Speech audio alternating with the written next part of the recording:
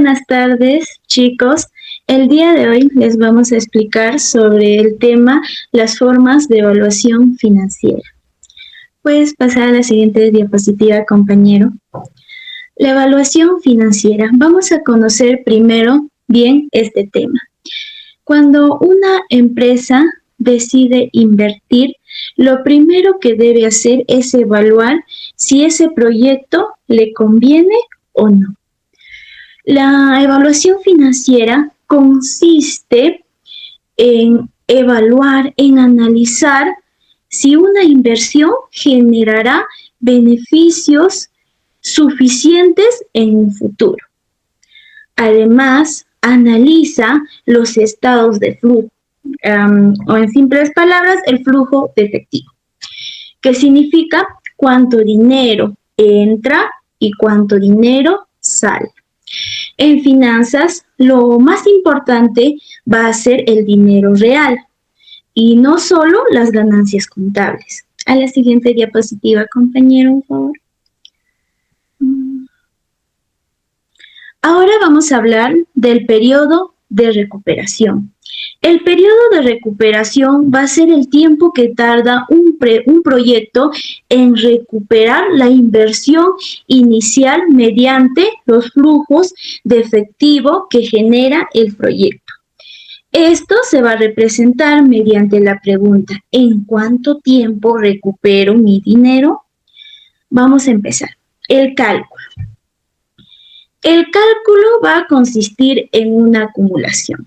Para no complicarnos, vamos a hacerlo mediante ejemplitos. Ya. Tenemos una inversión de 50,000.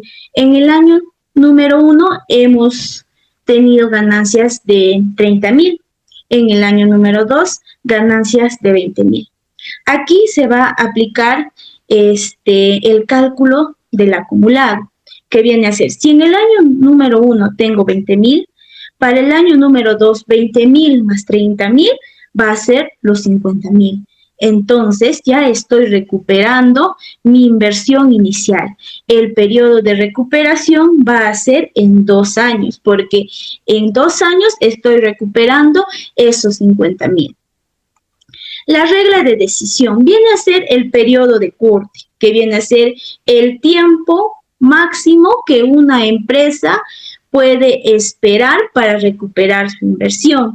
Es decir, que si el proyecto se recupera dentro o antes del periodo de corte, se acepta el proyecto. Pero si el proyecto se recupera después del tiempo límite, no se acepta el proyecto. Vamos a pasar a la siguiente diapositiva.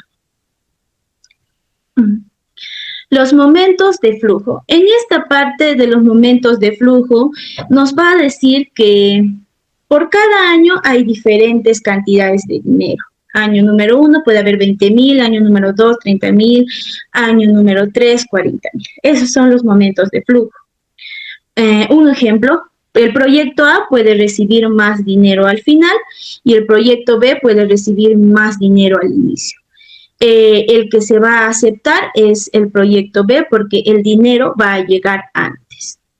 Flujos posteriores. El payback, que también el periodo de recuperación es también llamado payback, solo que es un término de inglés, pay, que significa pagar, y back significa de vuelta, como en simples palabras, la recuperación de la inversión. Va a tomar en cuenta el tiempo en que se ha recuperado el dinero. Eso es lo que va a tomar en cuenta. No va a importar, digamos, que el proyecto A se ha demorado en recuperarse 2 años, pero el proyecto B se demoró solo 1 año. Resulta que el proyecto A genera después mucho más dinero que el proyecto B, pero el periodo de recuperación va a decir, no, lo que a mí me importa es en cuánto tiempo se ha recuperado. El que menor tiempo se ha demorado en recuperar, ese es el que es más viable. No va a importar si el otro proyecto es más rentable. El criterio arbitrario. No va a existir una base clara para elegir el periodo de corte. A diferencia del valor presente neto, no usa una tasa de descuento del mercado. depende del criterio del gerente, es decir, de las decisiones internas de la empresa. Va a ser subjetivo y poco preciso. La perspectiva de la administración. El periodo de recuperación es más recomendable para los pequeños proyectos. En cambio, a diferencia del valor presente neto, va a ser recomendable para los grandes proyectos. La siguiente diapositiva, por favor, compañero. Ya, ahora tenemos cuándo se justifica su uso. Puede ser útil cuando hay poco capital, como dije, cuando se necesita una liquidez rápida y cuando hay empresas pequeñas. El periodo de recuperación va a ser muy útil para empresas pequeñas. Crítica realista. El payback, como se dice, va a ser subjetivo y poco preciso. Lo que más se recomienda usar es el valor presente neto porque va a considerar el valor que genera el proyecto. Luego tenemos la importancia según el tamaño del proyecto. Como mencioné, periodo de recuperación para decisiones pequeñas, pero para grandes inversiones no se usa. Lo recomendable es el valor presente neto. Como último, hay un método que se planteó, que es el payback descontado. El payback descontado es como una mejora del payback que se ha dado inicial, pero aún así no es recomendable porque también tiene sus ciertas desventajas, ya que sigue ignorando flujos posteriores y se sigue usando un corte arbitrario. Eso sería por toda mi parte. Voy a pasar a mi compañero. Gracias.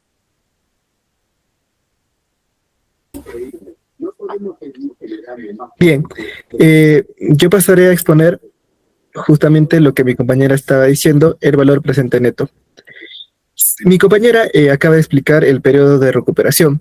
Si bien es un método que muchos empresarios utilizan porque normalmente es fácil de calcular, tiene un error financiero gravísimo, ¿no? Que es ignorar el valor del dinero en el tiempo. Como futuros contadores sabemos perfectamente que un sol en este año, 2026, no tiene el mismo poder adquisitivo que un sol en el año, por ejemplo, 2030. Y es que existen dos factores importantes que debemos tener en cuenta. Primero, la inflación, que reduce nuestra capacidad de compra mientras más pasa el tiempo. Y el punto número 2 es el costo de oportunidad, que es lo que dejamos de ganar por no tener ese dinero invertido, por ejemplo, en algún banco o en algún negocio, ¿no? Si, por ejemplo, evaluamos un proyecto simplemente sumando lo que ganaremos en los futuros años, pues nos estamos engañando. Y aquí es exactamente donde entra el valor presente neto. Bien, para poder corregir este error que tenemos al utilizar el periodo de recuperación, lo que hace el valor presente neto es que utiliza esta fórmula matemática para poder tomar los flujos de efectivos proyectados hacia el futuro y los somete a una tasa de descuento. Y esta tasa de descuento, pues básicamente es nuestro costo de capital, es decir, lo que nos cuesta financiarnos para que se pueda realizar este proyecto. Puede ser, por ejemplo, una tasa de interés de algún banco. Al aplicar esta tasa, el BPN obliga a esos flujos futuros a traerlos a un valor presente, a soles de hoy, por así decirlo. Y una vez tenemos todo ese dinero futuro valorizado en el presente, pues recién ahí le restamos la inversión inicial que nosotros hicimos para este proyecto.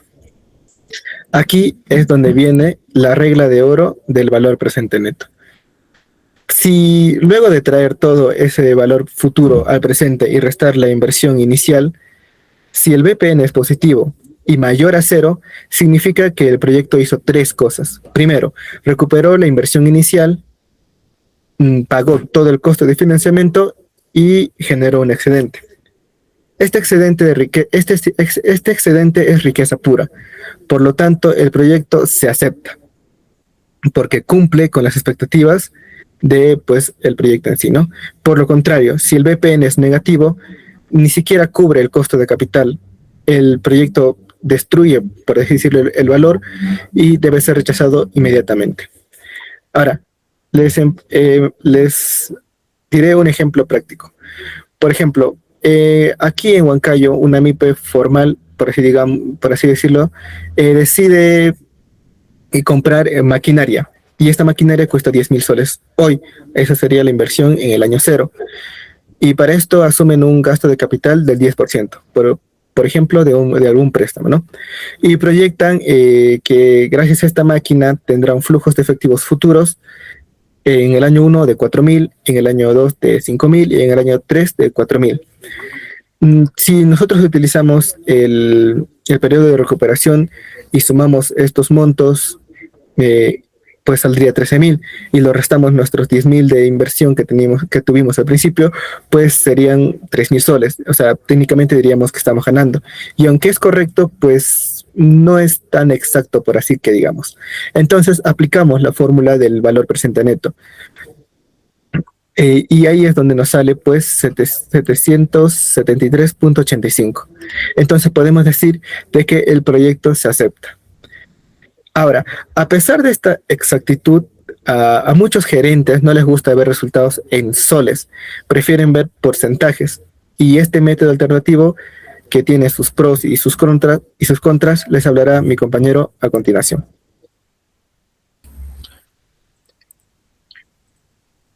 Muy bien, gracias compañero por cederme la palabra. A continuación, yo les voy a presentar lo que es la tasa interna de retorno, que como bien dijo mi compañero, es la manera en la que reduce el monto a un valor porcentual, ¿no es así? Y ¿qué es la tasa interna de retorno, más conocida como TIR? Es uno de los indicadores financieros más utilizados para evaluar proyectos de inversión.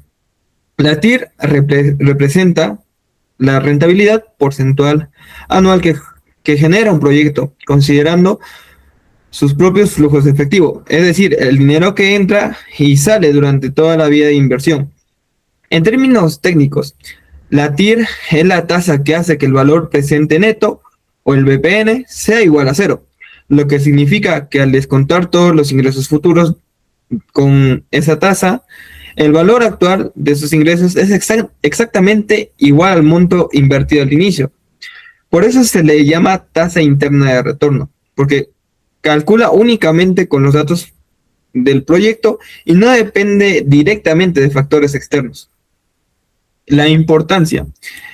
La TIR es muy valorada porque expresa la rentabilidad de porcentajes, como ya lo mencioné, y es algo de interpretar más sencillo para los empresarios, gerentes, inversionistas.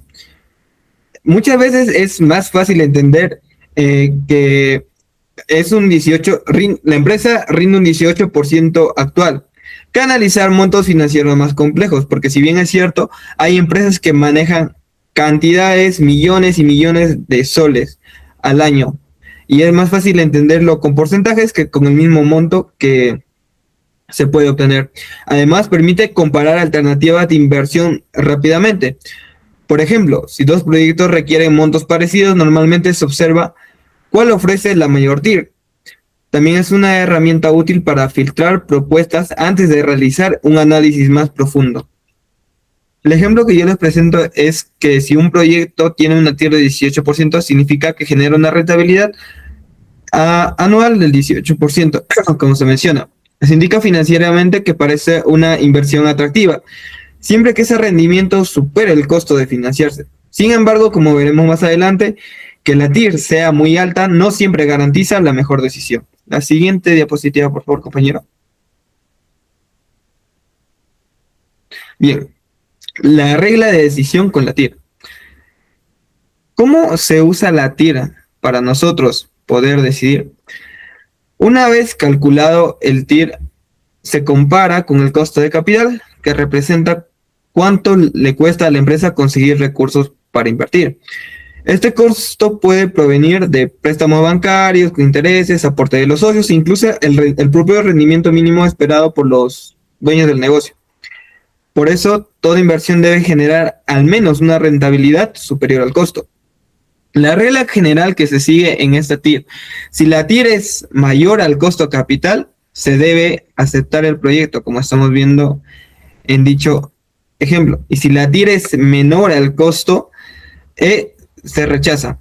La lógica detrás es sencilla. Si el proyecto gana más de lo que cuesta financiarlo, entonces genera una utilidad adicional que crea valor económico. Si gana menos, la empresa estaría perdiendo oportunidad o incluso dinero.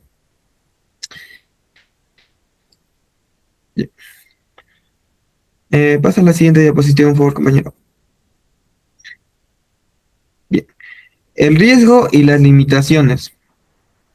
Como los proyectos excluyentes que se están observando, el primero aparece en los proyectos excluyentes, es decir, cuando la empresa solo puede escoger una alternativa entre varias. Por ejemplo, si una máquina puede tener una TIR de 25% y la otra parte de 22%, a simple vista parecería que el de 25%, pero quizás la de 22% genera mayor utilidades totales durante más años y aporta más valor al negocio. Esto sucede porque la TIR mide porcentaje, pero no siempre es el tamaño real del beneficio. Y también tenemos los flujos irregulares. Esto pasa durante el proyecto, cuando el proyecto se necesita volver a invertir dinero, hacer reparaciones costosas, nuevas ampliaciones. En esos casos los flujos cambian varias veces, entradas y salidas. Como consecuencia pueden aparecer varias TIRs distintas o resultados poco claros. Eso dificulta tomar decisiones correctas usando este indicador. Entonces, la idea central es que sirva como referencia, pero no debe utilizarse con un único criterio en decisiones grandes o estratégicas. La siguiente diapositiva, por favor, compañero. Bien. Llegando a la final, tenemos el VPN contra la TIR. En muchas pequeñas empresas todavía se utilizan métodos simples por costumbre, como el periodo de recuperación o solamente la TIR. Sin embargo, cuando se busca una evaluación profesional y técnica correctamente, el método más confiable es el valor presente neto o VPN. Porque si el VPN y la TIR se contradicen, siempre debe seguir el VPN. Esto ocurre especialmente cuando existen proyectos excluyentes de diferentes tamaños de inversión o flujos completos. ¿Y por qué deberíamos escoger el VPN? Porque el VPN es superior a la TIR.